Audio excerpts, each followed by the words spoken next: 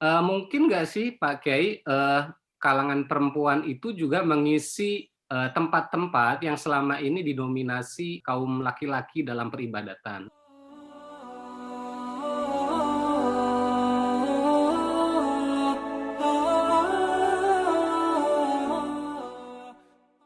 Para hadirin jamaah Jumat yang dimuliakan oleh Allah Subhanahu wa taala. Islam adalah agama kemanusiaan. Namun di saat yang sama ia juga agama ketuhanan. Al-Islam huwa ad-din bainal insaniyah wal ilahiyah atau bainal ilahiyah wal insaniyah. Disebut sebagai agama ilahiyah karena ia diwahyukan oleh Allah yang Maha Rahman dan Rahim melalui para nabi dan para rasulnya. Disebut sebagai agama insaniyah karena ia sepenuhnya hadir untuk menebarkan kerahmatan kepada seluruh semesta ciptaan Allah tanpa kecuali. Benda hidup, benda mati, jin, manusia yang beriman dan yang tidak beriman, dan seluruh makhluk Allah yang kita ketahui maupun yang tidak diketahui, semuanya berada di dalam rahmatan lil alamin. Agama dihadirkan untuk sepenuhnya menjamin kemaslahatan umat manusia, bukan sebaliknya, manusia untuk menjaga atau melindungi agama. Tidaklah aku utus engkau, wahai Kanjeng Nabi Muhammad sallallahu alaihi wasallam, kecuali rahmat bagi alam semesta. Kemaslahatan dan kebahagiaan manusia di dunia saat ini dan di akhirat saat nanti menjadi ruh, menjadi spirit dan tujuan utama kehadiran Islam. Ulama besar abad ke-7 Ibnul Qayyim Al-Jauzi menyatakan, fa innas syari'ata mabnaha wa asasuha 'alal hikami wa masalihil ibad fil ma'asi wal ma'ad wa hiya adlun kulluha wa rahmatun kulluha wa masalihu kulluha wa hikmatun kulluha wa kullu mas'alatin kharajat 'anil 'adli ilal jawr wa 'anil rahmati ila diddiha wa 'anil maslahati ilal mafsadah wa 'anil hikmati ilal 'abas falaysat minas syari'ah wa in udkhilat fiha bita'wil. Artinya pondasi dan basis syariah adalah kebijaksanaan dan kemaslahatan hamba Tuhan di kehidupan saat ini dan di akhirat saat nanti. Syariah adalah keadilan itu sendiri, kerahmatan, kemaslahatan, dan kebijaksanaan. Setiap persoalan yang keluar dari keadilan menuju kezaliman, dari kasih menuju bengis, dari kemaslahatan menuju kerusakan, dari kebijaksanaan menuju kesia-siaan, maka bukanlah dari bagian syariah sekalipun diatasnamakan syariah. Syariah adalah keadilan Allah di bumi, kasih sayangnya, naungannya, dan kebijaksanaannya.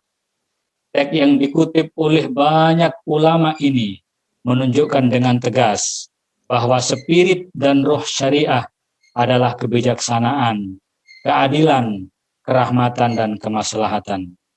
Untuk mewujudkan spirit dan syariah itu, Islam menjamin dan melindungi seluruh kebutuhan umat manusia.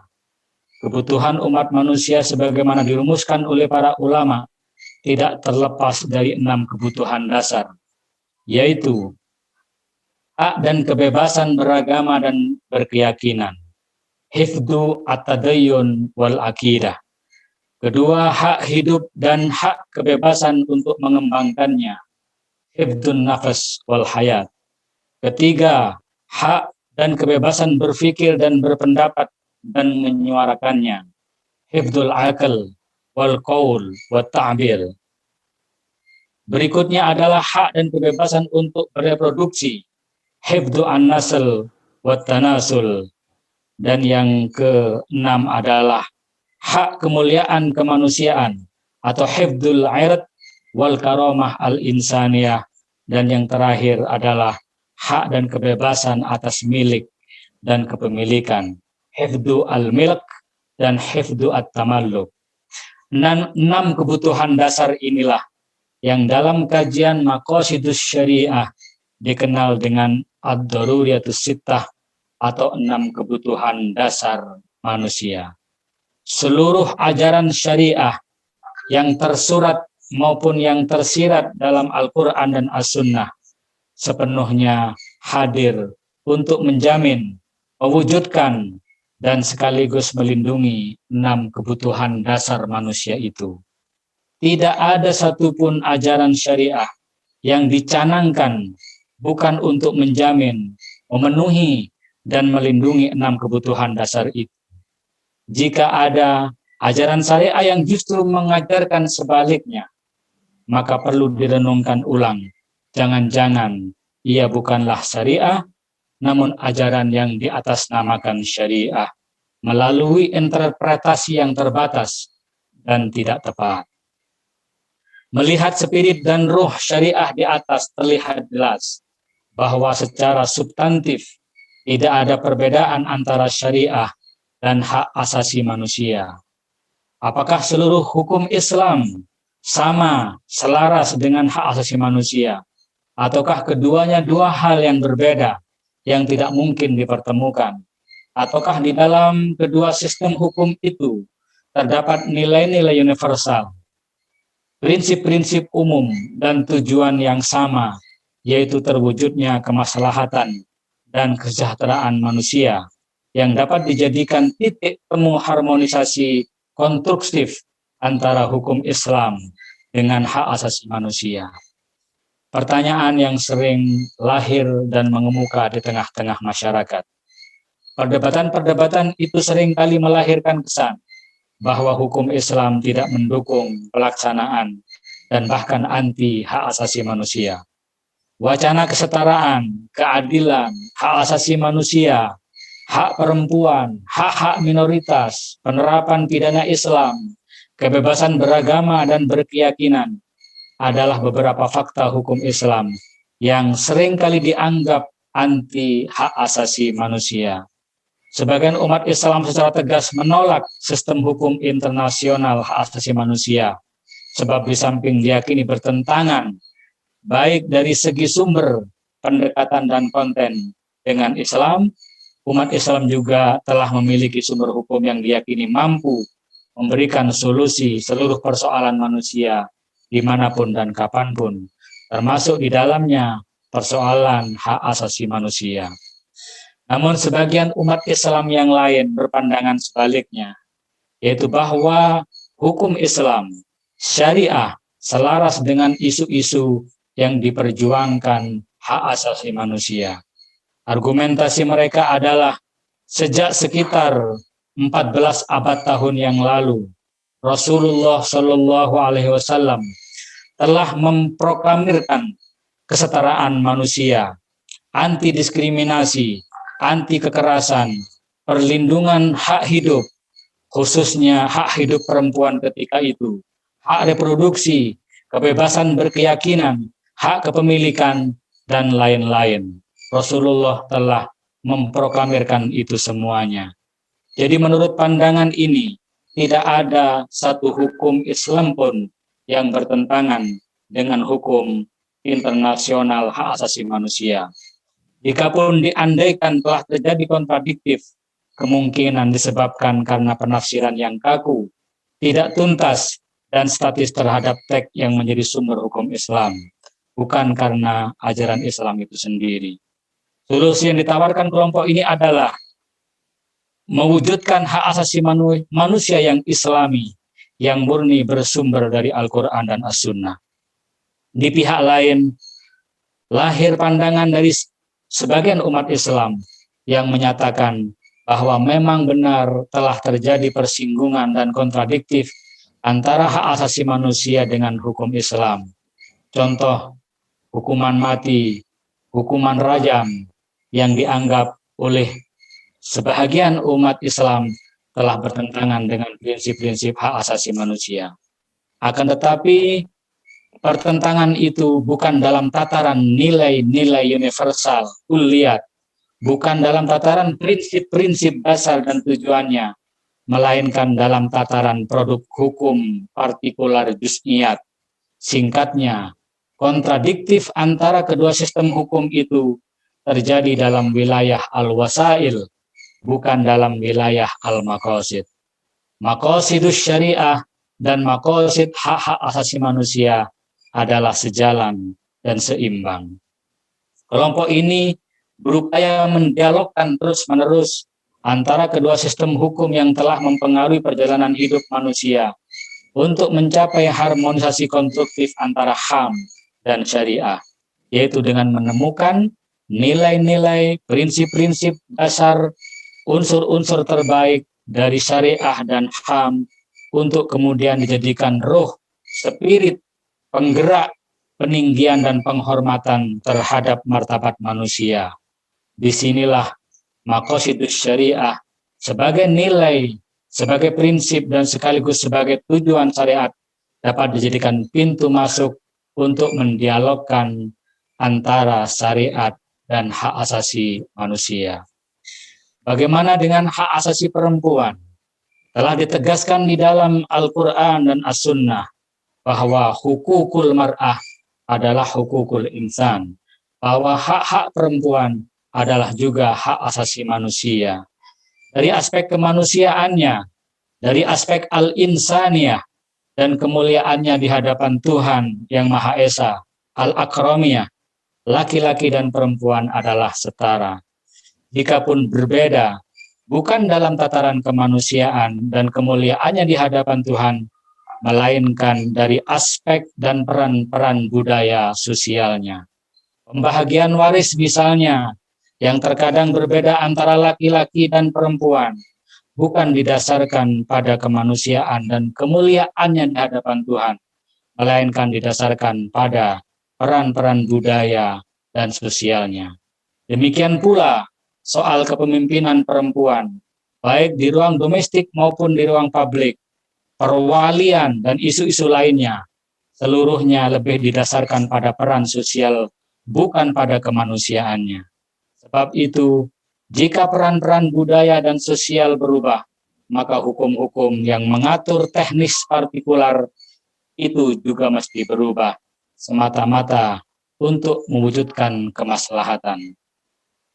Cara berpikir mayoritas yang telah mewabah di antara kita harus segera diakhiri. Seringkali kita sebagai mayoritas menuntut penghormatan dari minoritas kepada kita, baik minoritas jenis kelamin, minoritas suku, minoritas adat, maupun minoritas keyakinan dan agama. Kita sebagai mayoritas seringkali meminta penghormatan dari mereka, namun di saat yang sama kita seringkali mengabaikan hak-hak mereka.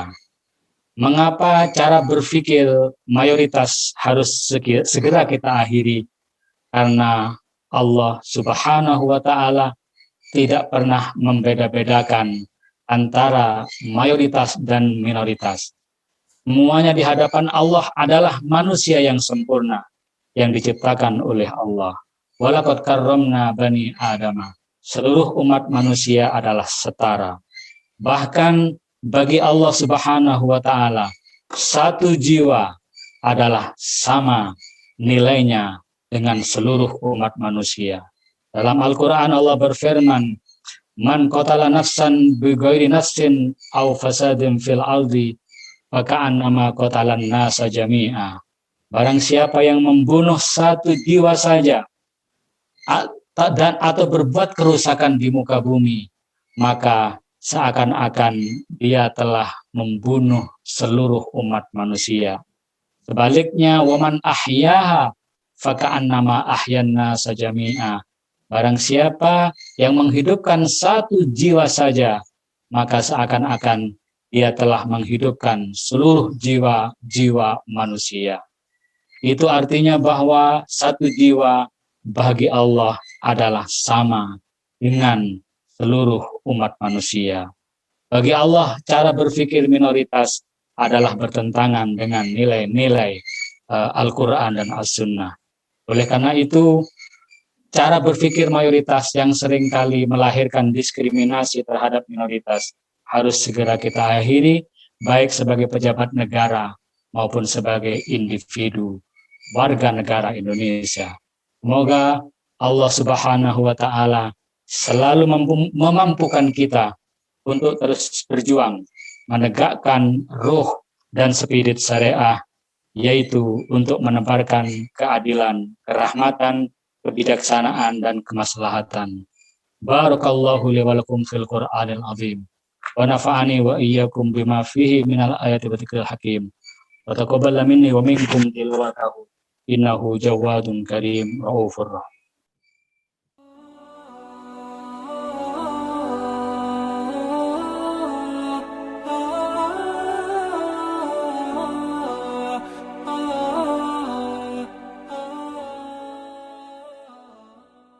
Ya, memang ini masalah fikih itu selalu ada ruang perdebatan ya. Kalau di kitab-kitab fikih kan perempuan itu bisa juga melakukan sholat Jumat. Sesungguhnya kenapa sholat Jumat tidak diwajibkan pada perempuan, itu kan juga sesungguhnya pertimbangan sosial juga. Karena kalau ikut Al-Qur'annya, seperti yang dibacakan oleh Bilal tadi itu, idza nudiya lis-sholati min yaumil jum'ah fas'au itu kan amarnya, perintahnya kepada laki-laki dan kepada perempuan. Tapi kenapa kemudian sama dengan aqimus sholah, laksanakanlah sholat, itu kan perintahnya pada laki-laki dan perempuan. Tapi kenapa kemudian perempuan ketika itu tidak diwajibkan, itu bisa jadi karena ada situasi sosial yang tidak menjamin keamanan perempuan untuk melakukan sholat Jumat. Gitu. Oleh karena itu ulama-ulama mengatakan bahwa ketidakwajiban perempuan sholat Jumat itu rukhsah, itu keringanan gitu. Artinya kalau dia mengambil azimahnya, hukum yang pokoknya itu ya boleh gitu. Artinya tidak ada yang melarang perempuan untuk melakukan sholat Jumat. Walaupun prakteknya tidak disiapkan ya di masjid ya, kalau disiapkan di pinggir itu sesungguhnya bertentangan dengan fikih. Kalau fikihnya posisi perempuan itu bukan di pinggir, tapi di belakang yang benar. Gitu. Kalau fikih ya, itu pertimbangan sosial aja. Kalau sekarang kan di pinggir, paling pinggir dan sedikit sekali gitu. Itu sebenarnya ajaran fikih tidak begitu. Ini yang pertama. Yang kedua, apakah perempuan juga bisa menjadi imam dan jadi khotibah?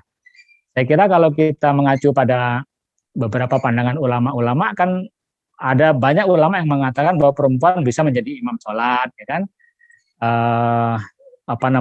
Ya otomatis juga bisa menjadi khotibah gitu.